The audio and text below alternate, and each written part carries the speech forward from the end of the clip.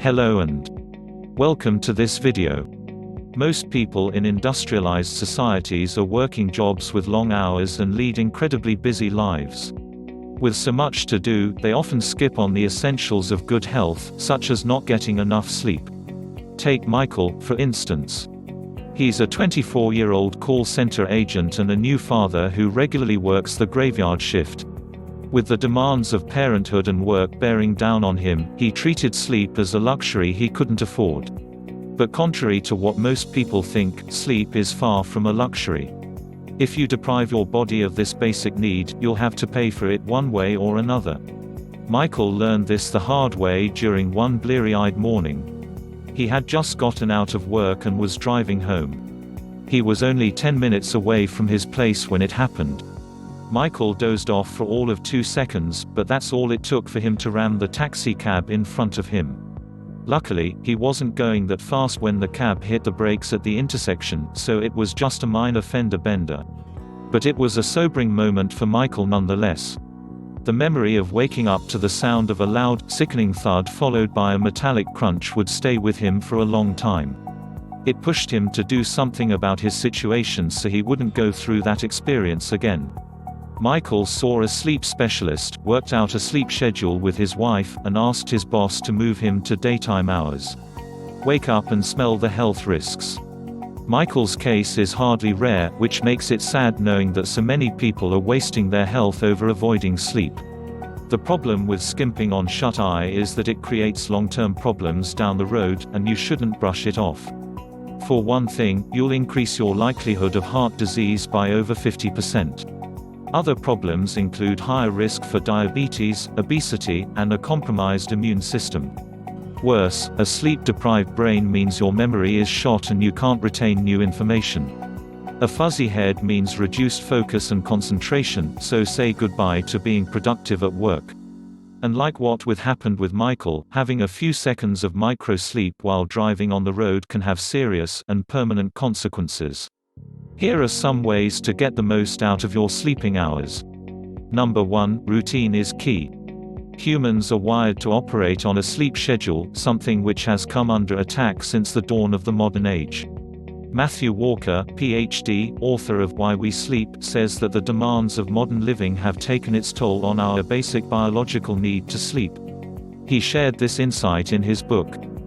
The decimation of sleep throughout industrialized nations is having a catastrophic impact on our health, our life expectancy, our safety, our productivity, and the education of our children. As such, the key to regularly getting a good amount of sleep is through a schedule.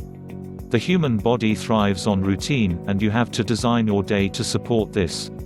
One quick way to do this is by deciding on a fixed time to get up every day, then schedule your bedtime based on that. If you want to sleep for at least hours and need to be up by 6 a.m., then you need to be in bed by 10 a.m. Stick to this routine throughout the week, and your body will gradually adjust. As you get used to this schedule, you eventually won't have to set an alarm. You know you've settled into your target sleep pattern when you get up at the same time every day. Number 2, turn off your smartphone at night. Nothing wrecks your sleep rhythm more than a bright screen in your face before going to bed. You might think you're relaxing while scrolling through your Facebook or Instagram feed, but it's doing things to your body you're not aware of. You see, your natural sleep mechanism is designed to release a hormone called melatonin when you're about to hit the sack. So when you use a mobile device or your laptop, the bright light sends a signal to your brain to stop producing melatonin. Part of a good sleep schedule is learning when to stop using electronics as bedtime nears. Give yourself at least a couple of hours to unplug from your electronics before going to bed. This allows your body to get settled in for the night ahead and go down like a sack of potatoes when you turn off the lights.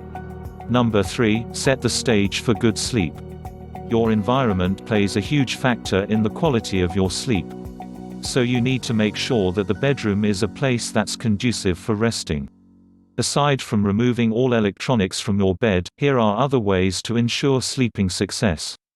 Remove all stressful associations from your sleeping environment. This means leaving your work out of the bedroom. Your mind should only think of sleep when you're in bed. Don't stay in bed if you can't sleep. Do something else outside of the bedroom and come back when you're done. Eliminate distractions and bright lights. Your body associates sleep time with darkness, so make sure you have good curtains and have eye shades handy if needed. Also, pinpoint any sources of noise, such as a television or your mobile device, and deal with it accordingly. Switch it off or keep it out of the bedroom altogether. Invest in a good mattress and keep the temperature cool. The ideal range is about 60 to 70 degrees, which allows your body to naturally fall into a relaxed state. Proper lumbar support is a big thing too, so get a mattress that's kind on your back. Number 4, naps are okay, but do it right. Dr. Walker also says in Why We Sleep that by nature, people are meant to sleep in a biphasic pattern. This basically consists of 7 to 8 hours of sleep, and one nap during the day for 30 minutes up to an hour. According to him, this works better than sleeping according to a monophasic pattern, which is sleeping throughout the night with no naps. So, he recommends that you take at least one nap to help you get through until the evening. However, you should do this before 3 p.m. to give yourself enough time to get tired at night and stick to your prescribed bedtime. One benefit of napping is that it reduces the odds of a heart attack by more than half. Companies such as Google and Nike have facilities like nap pods to allow their employees to recharge, as it helps with their productivity. Number 5, wind down with a book or music. A good way to further reinforce your bedtime routine is by introducing better habits that you can associate with your sleep patterns. Reading before bed is a good ritual, as it can help reduce your stress levels. The University of Sussex did a study 2009 to explore the effects of reading on sleep. They found it can cut down stress levels by up to 68%. As you settle in with a book, it takes your mind off stressful thoughts, which helps reduce your heart rate and production of cortisol, a stress hormone. So it helps to pick out a few good books you can get into over the next several weeks or days, if you're a voracious reader. Another alternative is putting on some good tunes before you hit the hay. Like reading, it puts you in another state of consciousness, and this helps you disengage from your worries throughout the day. Also, meditation has become more and more popular among a wide range of people, such as students, CEOs, parents, and everyone else in between. This habit in itself is effective in reducing anxiety and depression, so combining it with your bedtime routine makes it even more powerful. Furthermore, meditation is a great tool for reprogramming your subconscious thoughts. People have used it to change undesired behavior, like negative thinking or even smoking. Not only that, you can also use meditation to optimize your mindset for being more successful in life and creating wealth. I hope you found this useful. Thank you for watching.